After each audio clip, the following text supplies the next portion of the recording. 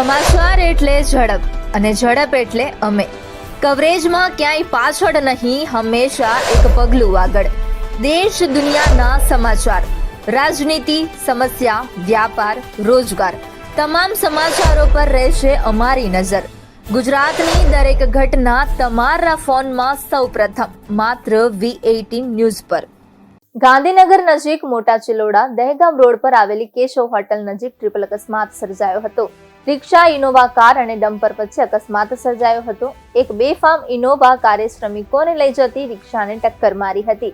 બાદમાં Innova car પણ રોડની સાઈડમાં પાર્ક કરેલ ટ્રકની ડીઝલ ટાંકીના ભાગે અથડાઈ હતી. અકસ્માતમાં રિક્ષાના સવાર એક મહિલાનું મોત નીપજ્યું હતું, જ્યારે અન્ય 8 લોકોને ઈજાઓ પહોંચી હતી. ચિલોડા પોલીસે ગુનો નોંધી વધુ તપાસ હાથ ધરી હતી.